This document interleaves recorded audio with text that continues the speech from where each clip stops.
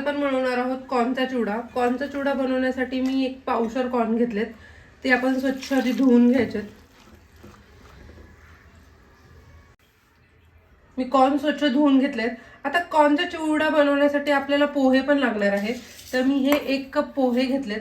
आता आपल्याला हे 1 कप पोहे जे घेतलेत ते स्वच्छ धुवून घ्यायचे.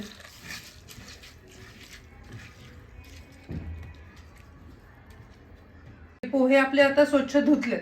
आता आपल्याला काय करायचंय तर मिक्सरचा एक जार घ्यायचंय आणि ह्या जारमध्ये आपण जे आता कॉर्न धुतलेत हे धुतलेले कॉर्न सगळे त्यामध्ये टाकायचे.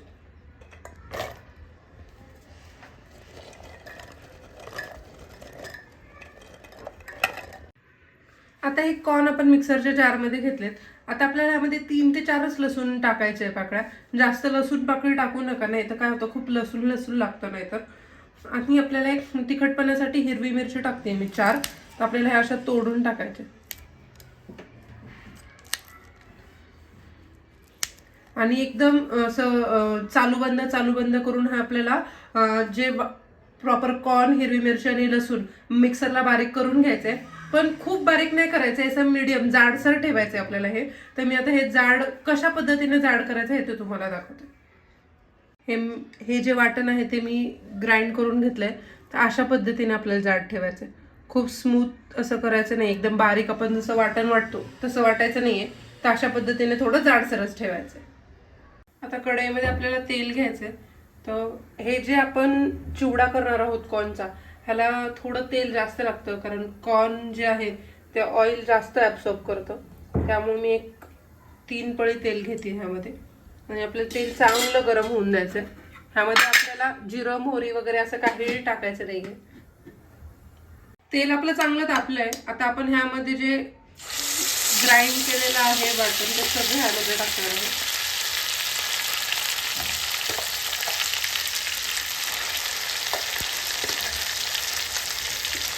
व्यवस्थित गॅस थोडा मीडियमच ठेवा.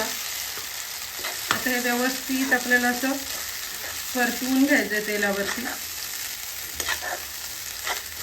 ह्या प्रोसेसला थोडा वेळ लागतो, 5-7 मिनिटं लागतील तुम्हाला. अशा पद्धतीने आपल्याला व्यवस्थित परतवून घ्यायचं.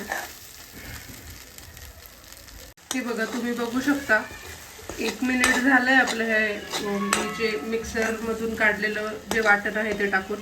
पण माझं कढईला असं चिटकून राहत नाहीये, म्हणजे माझं तेलाचं जे प्रमाण आहे ते एकदम व्यवस्थित आहे. नाही तर काय कॉर्न लगेच काय होतात, चिकटतात कढईला, तेल जर कमी पडलं तर. असं व्यवस्थित आपल्याला कंटिन्युअस हलवायचं आहे. ह्याला मीडियम गॅस ठेवायचा आहे. आणि तुम्ही बघू शकता हळूहळू आपलं तेल असं छान सुटल्यासारखं करतं हे. आत्ताच बघू शकता तुम्ही. एकदम छान अशा पद्धतीने आपल्याला हे शेकून घ्यायचंय, जेणेकरून हे कच्चं राहणार नाही, आपलं पोट वगैरे काही दुखणार नाही. त्यासाठी आपल्याला व्यवस्थित शेकून घ्यायचंय. 1 मिनिट जास्त लागलं तरी चालेल, पण व्यवस्थित शेकवा आणि मीडियम गॅसवर शेकवा. फुल गॅस केला तर लगेच हे जळतं आणि कच्चं राहतं मग हे.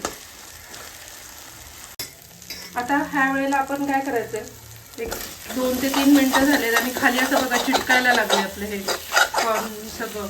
तर आता काय करायचं, ह्यामध्ये आपण जे पोहे भिजवले होते सुरुवातीला ते सर्व पोहे आपण ह्यामध्ये टाकायचे.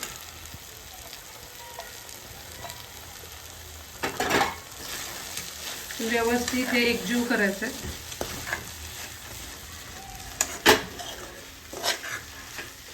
अशा पद्धतीने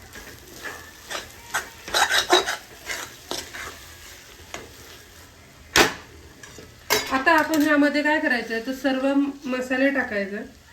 तर मी 1 चवीनुसार 1 चमचा मीठ टाकते. आपल्याला थोडीशी हळद हवी आहे टाकायचे. अर्धा चमचा आपल्याला ह्यामध्ये धना पावडर टाकायचे आणि हलवून घ्यायचे.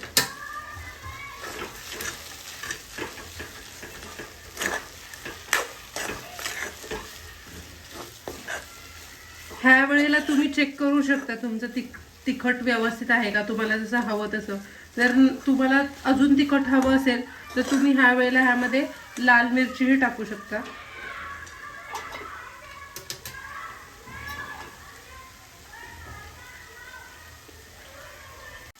मला हे थोडं तिखट कमी वाटतंय, त्यामुळे मी एक अर्धा चमचा लाल तिखट टाकते ह्यामध्ये आणि व्यवस्थित हे तिखटही मिक्स करून घेते.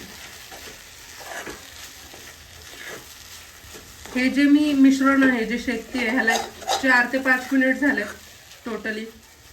अजून आपल्याला 2 मिनिट शेकवायचं आहे आणि आपला हा जो कॉर्नचा चिवडा आहे तो पटकन छान आणि व्यवस्थित असा तयार झालेला असेल.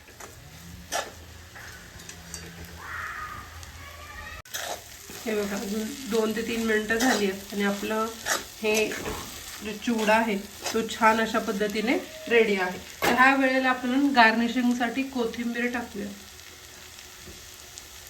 ह्यामध्ये साखर वगैरे टाकू नका, कारण कॉर्न आधीच गोड असतात.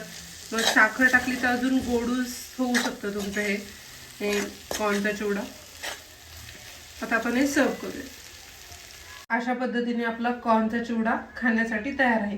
तुम्ही हे मुलांच्या टिफिनसाठी देऊ शकता किंवा मग नाश्त्यासाठीही करू शकता. खूप छान लागतं.